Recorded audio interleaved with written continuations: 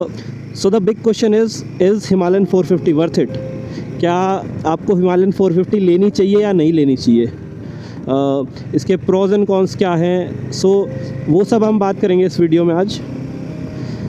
मैंने almost 19,000 kilometres चला लिए bike. So I got some experience कि भाई इस बाइक के साथ कैसी चलती है, कैसी नहीं चलती है। सो वो सब तो मेरे को पता है कि क्या प्रोज है, क्या कॉन्स है। एंड ऑलमोस्ट 1.5 साल हो गया है मेरे को बाइक चलाते हुए ये वाली। सो मैं डेफिनेटली कह सकता हूँ कि मतलब आपको लेनी चाहिए ये बाइक या नहीं लेनी चाहिए। सो पहले कुछ चीज़ें डिस्कस करते हैं and then will come to conclusion कि क्या करना चाहिए। शुड यू बाय हिमालयन 450 इन 2025 और 26 और नॉट? ठीक है, तो उसके लिए पहले कुछ चीज़ें डिस्कस करते हैं कि प्रोज क्या है इस बाइक के। So the very first pro, पहला वाला, is the new 450 Sherpa engine that is liquid cooled. So engine मैं सही बता रहा हूँ, बहुत पावरफुल इंजन है। एंड जनरली क्या होता है ना कि अगर आप लेट्स से 450 सीसी की बाइक ले रहे हो तो जो आपकी पहली वाली बाइक्स होती है ना वो जनरली छोटी होती है कि 150 सीसी 200 सीसी इस टाइप की। तो जब आप अपग्रेड करोगे इस पर तो डेफिनेटली आई कैन से कि बहुत ज़्यादा पावरफुल फील होगी। बहुत पंच है बाइक में, सही बता रहा हूँ। अब यार अगर किसी दूसरी बाइक से कंपेयर करोगे जो बड़ी बाइक है 650 या फिर 850 तो उतना नहीं है ऑब्वियसली, बट बहुत पंच है, ठीक है। And engine is very powerful, believe me. Now coming to second pro. So second pro है इसकी टूरिंग कैपेबिलिटी। मैं सही बता रहा हूँ, मैंने इसको पूरे दिन चलाया है कि मैं सुबह 4 बजे चलाने लगा बाइक और मैं रात को 10 बजे तक चला रहा हूँ कंटिन्यूसली। बीच में मैंने थोड़ा बहुत गैप लिया होगा, मतलब मैंने I've done अराउंड 1100 किलोमीटर्स एक दिन में, ठीक है। तो एक दिन में मैंने 1100 किलोमीटर किए हैं एंड मेरे को बहुत थोड़ी थकान फील हुई थी। ऐसा नहीं था कि मेरे को बहुत ज़्यादा थकान फील हो गई थी या भाई मैं तो एंड में लंबा लेट गया था ठीक है, ऐसा कुछ नहीं है, सही बता रहा हूँ, एंड में मैं ठीक था। तो आप उससे अंदाज़ा लगा सकते हो कि टूरिंग कैपेबिलिटीज़ हैं, आप लंबे टाइम तक चला सकते हो बाइक को, कोई दिक्कत नहीं है। पोस्चर बहुत ज़्यादा कंफर्टेबल है, उसमें कोई दिक्कत नहीं आती है। मतलब ऐसा भी नहीं है कि आपको झुक के बैठना है या फिर कैसे, आप आराम से चिल होके बैठते हो, रिलैक्स होके पूरा, ठीक है। So coming to third pro. Third pro is कि जो इसका लो एंड टॉर्क है and the overall power that this engine offers, ठीक है। कि भाई एक तो काफ़ी अच्छा टॉर्क है, सही बता रहा हूँ। दूसरे तीसरे गियर में आराम से चलती है बिना रेस दिए, चौथे में भी चल जाती है। तो आप इमेजिन कर सकते हो, आराम से क्रॉल कर सकते हो, ट्रैफिक में बाइक क्रॉल करेगी, कोई दिक्कत नहीं होती। ऐसा नहीं होता कि बाइक बंद होगी झटके मार के। अगर ऐसा हो रहा है तो फिर वो कई बार राइडर पे भी होता है कि भाई चलाने वाले के ऊपर भी बात होती है। एंड जो ओवरऑल पावर है, पिकअप इज़ वेरी गुड, सही बता रहा हूँ, बहुत अच्छा पिकअप है। मतलब आपको 120 130 आराम से देखने को मिलेगा, आराम से, एज इन मक्खन की तरह भाई। आप रेस दोगे और 120 सही बता रहा हूँ, बहुत मज़े आते हैं। Coming on to fourth pro. So fourth pro is I think the suspension man. Suspension भाई क्या मक्खन चीज़ है, मतलब बेस्ट चीज़ है इस बाइक की, सही बता रहा हूँ। मतलब मैं बता ही नहीं सकता भाई कि कितनी बढ़िया चीज़ है सस्पेंशन इसकी, बहुत एक नंबर चीज़ है। मैंने ऑफ रोडिंग करी है इसमें, ठीक है, अच्छी वाली ऑफ रोडिंग कि जिसमें आपको लगे कि हाँ यार ये तो फुल उबड़ खाबड़ का भाई रास्ता ही नहीं है वहाँ पे, सिर्फ पत्थर से, और उसके ऊपर से भाई जो आराम से गई ना ये बाइक, मेरे को पता भी नहीं चल रहा है कि भाई कैसे बाइक चल रही है नीचे मतलब सस्पेंशन ही सब कुछ हैंडल कर ले रहा है। मेरे तक तो वो मतलब वो शॉक आ ही नहीं रहा है, वो नीचे ही एब्जॉर्ब हो रहा है भाई सस्पेंशन पे ही। तो भाई वो तो मतलब फाड़ चीज़ है, सही बता रहा हूँ, suspension. Coming to fifth pro is इसका टैंक भाई, 17 लीटर का टैंक है, बहुत सही मतलब कैपेसिटी है ये, सही बता रहा हूँ।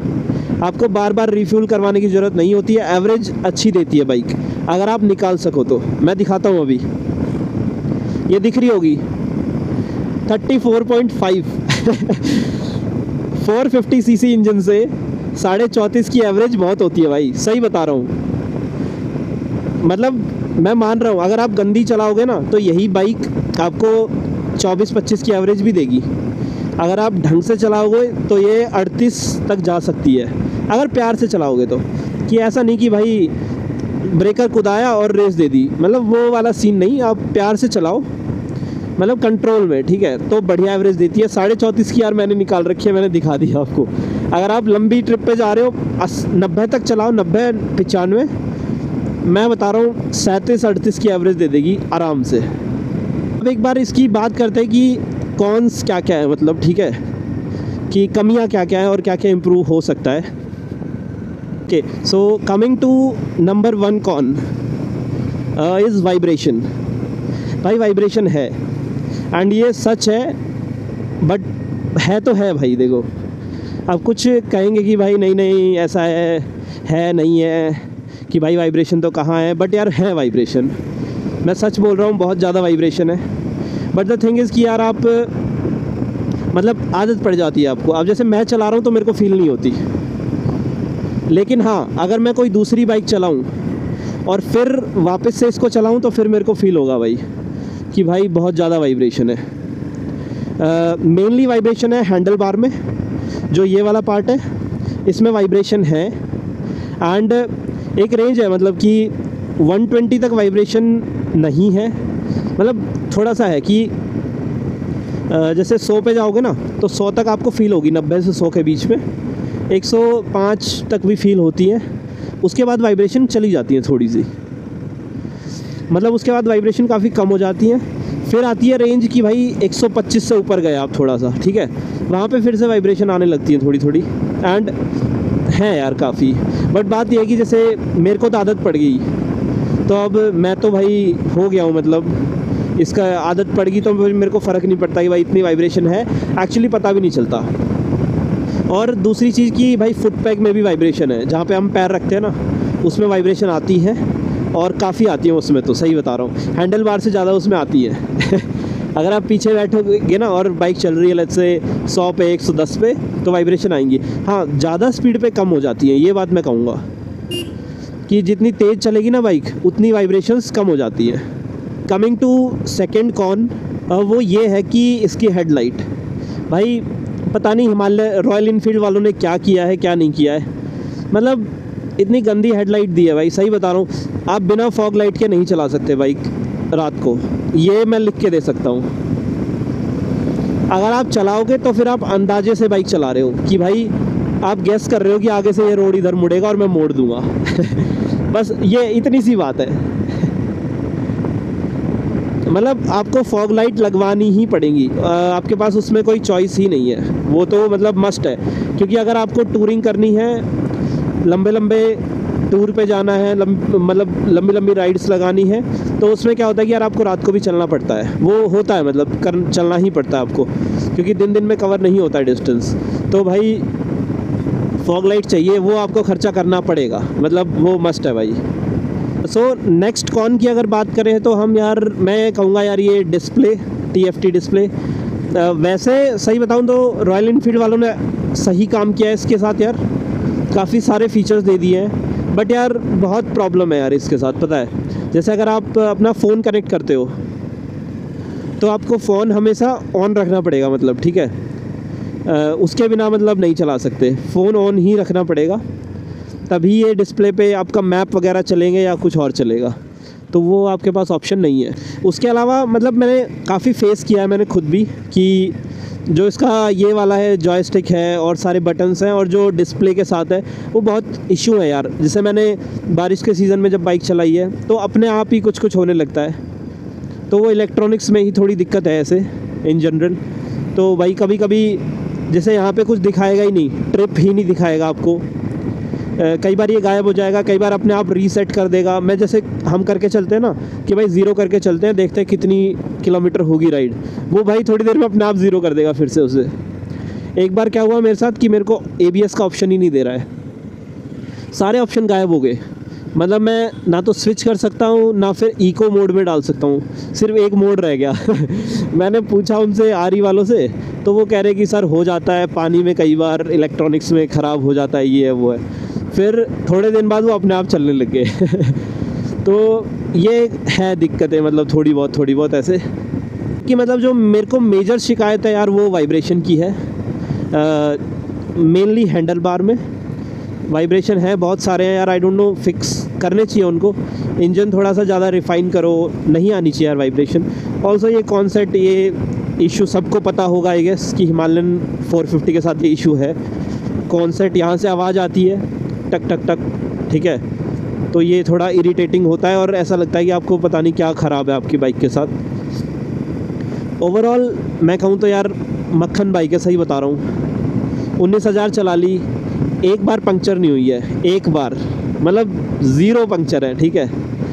आई होप ना हो आगे भी ठीक है, तो बढ़िया से चल रही है। मैंने काफ़ी किया है, मतलब मैंने 2 दिन में इसको 2200 किलोमीटर चलाया था एक बार। मैं बेंगलोर से गुड़गांव गया था एंड भाई बाइक ने जो परफॉर्मेंस दी है, सही बता रहा हूँ, मैं 130 135 ऐसे गया था भाई, ऐसे चल रहा था एवरेज एंड में जब मैं पहुंचा था ना अपने घर, मेरी एवरेज स्पीड पूरे ट्रिप की थी 92 या 93। अब आप इमेजिन कर सकते हो 93, जिसमें आप सिटीज़ के अंदर से भी जाते हो, आप धीरे चलते हो, मतलब बहुत सारी चीज़ें होती हैं, आप ब्रेक भी लगाते हो, लेकिन एवरेज स्पीड इतनी थी। भाई इंजन ने जो परफॉर्मेंस दी उस दिन मेरे को लगा कि वर्थ इट है, मतलब जो पैसे लगाए, जो भी किया भाई, सब वर्थ इट है।